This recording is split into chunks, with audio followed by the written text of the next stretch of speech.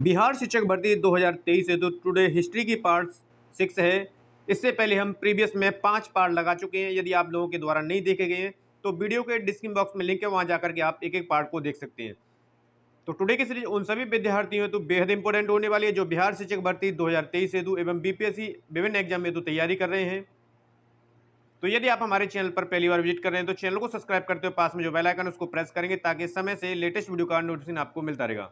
चलिए मित्रों, टुडे की सीरीज को हम आरंभ। तो टुडे की सीरीज का हमारा क्वेश्चन है, कौटिल्य के अर्थशास्त्र में किस पहलू पर प्रकाश डाला गया है।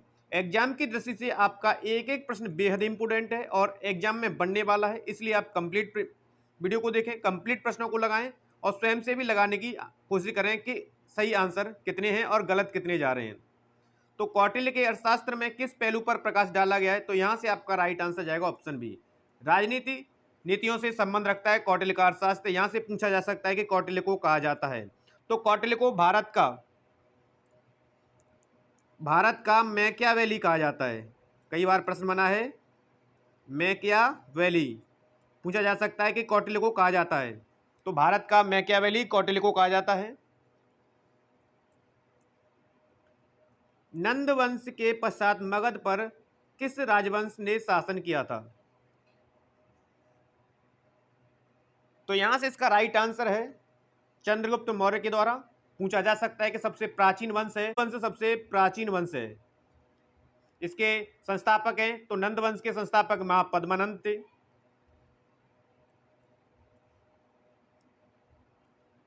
सैंड्रोकोर्ट्स से चंद्रगुप्त मौर्य की पहचान किसने की थी, या सैंड्रोकोर्ट्स किसने कहा था सर्वप्रथम चंद्रगुप्त मौर्य को, तो इनकी पहचान सैंड्रोकोर्ट्स के रूप में सर विलियम जोन्स के द्वारा की गई थी, यानी कि आंसर यहां से एक करेक्ट हो जाएगा। कौटिल्य की पुस्तक अर्थशास्त्र किस विषय पर आधारित है, और यह संबंध रखती है शासन कला के सिद्धांत और अभ्यास से। चंद्रगुप्त मौर्य ने सेल्यूकस को बख्शिश के रूप में क्या दिया था,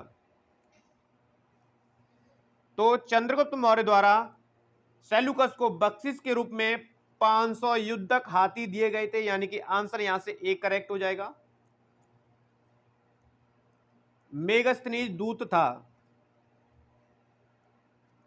प्रश्न और ऑप्शन दोनों को ध्यान से समझना है और ऑप्शन की उपलब्धता को भी देखना है।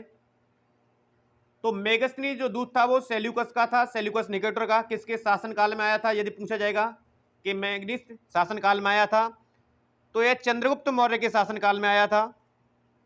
याद रखेंगे आप, चंद्रगुप्त मौर्य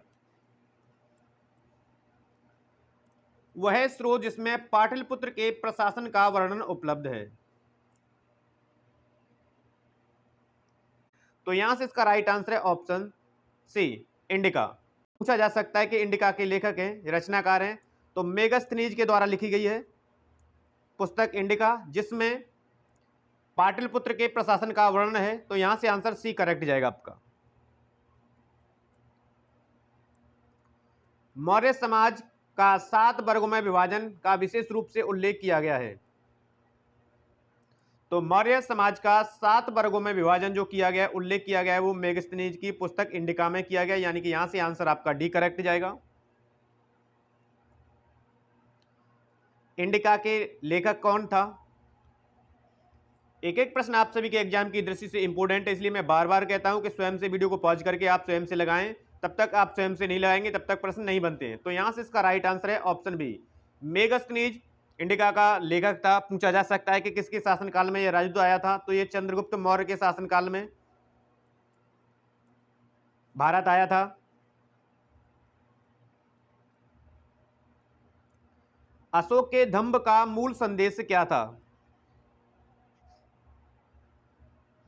तो अशोक के धम्म का मूल संदेश राजा के प्रति वफादारी, शांति एवं अहिंसा, बड़ों का सम्मान, धार्मिक सहनशीलता सभी थे। तो यहां से आंसर ई जाएगा करेक्ट। सम्राट अशोक चंद्रगुप्त का क्या था, तो सम्राट अशोक चंद्रगुप्त मौर्य के पौत्र थे। आंसर बी करेक्ट जाएगा यहां से। निम्नलिखित में से कौन मौर्य शासक अशोक की रानी थी? प्रश्न और ऑप्शन दोनों को ध्यान से रीड करेंगे और स्वयं से भी आप लगाएं। तो यहां से आपका आंसर जाएगा ऑप्शन बी, कारुबाकी जो थी अशोक की रानी थी। निम्न में से किसके प्रयास से बौद्ध एक वैश्विक धर्म बना? तो बौद्ध धर्म को एक वैश्विक धर्म बनाने का श्रेय जाता है अशोक को। यहां से आंसर जाएगा ऑप्शन बी करेक्ट। निम्नलिखित में से कौन सा क्षेत्र अशोक के साम्राज्य में सम्मिलित नहीं था? तो अशोक के क्षेत्र में जो साम्राज्य सम्मिलित नहीं था वो था श्रीलंका। आंसर यहां से सी करेक्ट जाएगा। अशोक के शासनकाल में बौद्ध सभा किस नगर में आयोजित की गई थी? अशोक के शासनकाल में बौद्ध सभा का आयोजन पाटलिपुत्र में किया गया था। यहां से आंसर ऑप्शन बी जाएगा करेक्ट। अशोक ने किस राज्य पर आक्रमण किया था? तो अशोक के द्वारा जो आक्रमण किया गया था वो कलिंग में किया गया था। किस शिलालेख में कलिंग आक्रमण का वर्णन मिलता है? तो 13वें शिलालेख में। यहां से ये भी प्रश्न बन जाता है।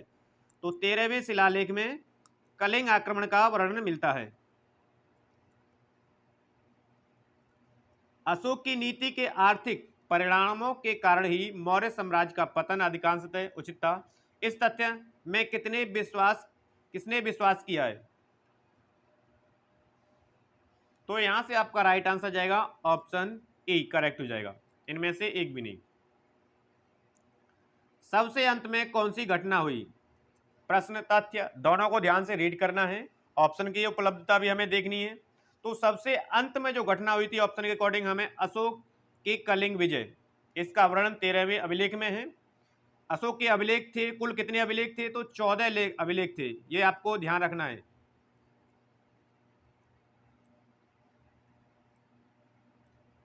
अंतिम मौर्य सम्राट था। तो यहां से इसका आंसर जाएगा ऑप्शन डी। अंतिम मौर्य सम्राट बृहद्रथ था और बृहद्रथ की हत्या के पश्चात शुंग वंश की स्थापना की गई थी पुष्यमित्र शुंग के द्वारा। अर्थशास्त्र के अनुसार सीता भूमि का अभिप्राय है। कौटिल्य की रचना है अर्थशास्त्र। इसके अकॉर्डिंग सीता भूमि को कहा जाता है उस भूमि को जो जनजातियों द्वारा जोती जाती है। यानी आंसर यहां से सी करेक्ट जाएगा। मौर्य वंश के पश्चात किस वंश का राज स्थापित हुआ? तो यहां से इसका राइट आंसर जाएगा ऑप्शन डी। मौर्य के अंतिम सम्राट बृहद्रथ की हत्या के पश्चात उनके सेनापति पुष्यमित्र शुंग ने शुंग वंश की स्थापना की। गौतमी पुत्र सातकर्णी का संबंध किस राजवंश से था? तो गौतमी पुत्र सातकर्णी जो सातवाहन वंश का था। आंसर यहां से बी करेक्ट जाएगा। शुंग वंश के बाद किस वंश ने भारत पर राज्य किया? तो शुंग वंश के बाद जो राज्य किया था वो कर्ण वंश के द्वारा किया गया। आंसर यहां से सी करेक्ट जाएगा। कलिंग नरेश खारवेल का संबंध था। तो यहां से इसका राइट आंसर जाएगा ऑप्शन ई करेक्ट हो जाएगा। पूछा जा सकता है कि कलिंग नरेश खारवाल का किस अभिलेख से संबंध है? तो हाथी गुम्फा अभिलेख से इसका संबंध है। उसने राजा खारवेल का नाम जोड़ा है। तो यहां से आंसर जाएगा हाथी गुम्फा अभिलेख के साथ। कलिंग नरेश खारवेल की हाथी गुम्फा प्रसिद्धि किस भाषा में अंकित है या किस भाषा में लिखी गई थी? तो हाथी गुम्फा अभिलेख की जो भाषा थी वो प्राकृतिक भाषा थी। यानी आंसर यहां से प्राकृत जाएगा। Option A correct. शक संवत वर्ष में प्रारंभ हुआ था। तो शक संवत जो आरंभ हुआ था वो 78 ईस्वी में हुआ था। किसके शासनकाल में हुआ था? तो कनिष्क के शासनकाल में, जो एक कुषाण शासक था। निम्नलिखित में से किनको शक संवत की स्थापना का श्रेय दिया जाता है? तो शक संवत की स्थापना का श्रेय जाता है कुषाणों को और कुषाणों के शासक कनिष्क के द्वारा इसका आरंभ किया गया था। आंसर यहां से बी करेक्ट जाएगा। गौतम बुद्ध को देवता का स्थान किस राजा के युग में प्राप्त हुआ था? तो गौतम बुद्ध को देवता का स्थान जो प्राप्त हुआ था उस समय कनिष्क शासन काल था, यानी कनिष्क के शासन काल में। आंसर यहां से बी करेक्ट जाएगा। इनमें से किसने सर्वप्रथम व्यापक पैमाने पर स्वर्ण मुद्रा का प्रचलन किया था? प्रश्न और ऑप्शन दोनों को ध्यान से रीड करेंगे। तो सबसे पहले व्यापक पैमाने पर स्वर्ण मुद्रा का प्रचलन किया था बिम कडफिसेस के द्वारा। आंसर यहां से सी करेक्ट जाएगा। चीजों को, तथ्यों को समझते चलिए। कला की गांधार शैली निम्न समय में फली फूली। तो यहां से इसका राइट आंसर है कुषाणों के समय में कला की गांधार शैली जो थी वो अपने चरम उत्कर्ष पर थी। कनिष्क के शासनकाल में बौद्ध सभा किस नगर में आयोजित की गई थी? तो कनिष्क के शासनकाल में बौद्ध सभा का आयोजन किया गया था कश्मीर के कुंडल वन में, और ये चौथी बौद्ध संगीति थी। तो सांची का विशाल स्तूप समय को निर्धारित करता है। तो ये मौर्य शासनकाल को निर्धारित करता है, और यह बनवाया गया था, किसके द्वारा बनवाया गया था? तो अशोक के द्वारा बनवाया गया था। कहां पर है ये? तो एमपी के रायसेन जिले में। कौन सा पुरातात्विक स्थल मौर्य राजप्रसाद से संबंध है? तो यहां से आपका आंसर जाएगा ऑप्शन डी, कुम्भहार। ताम्रपत्र है। ऑप्शन और प्रश्न दोनों को ही ध्यान से रीड करना है। तो ताम्रपत्र जो है मौर्य साम्राज्य से संबंधित एक तांबे की प्लेट थी। कई बार एग्जाम में बना है, इसलिए विशेषकर ध्यान रखें। बराबर की गुफाओं को अशोक ने किस संप्रदाय को दान में दिया था? तो बराबर की गुफाओं को अशोक के द्वारा आजीवक संप्रदाय को दान में दे दिया गया था। आंसर सी करेक्ट जाएगा यहां से। निम्नलिखित में से कौन सा एक मूर्ति शिल्प मौर्य काल का नहीं है? तो यहां से जो राइट आंसर जाएगा ऑप्शन सी है, मथुरा से प्राप्त खड़ी मूर्ति मौर्य काल से संबंध नहीं रखती है।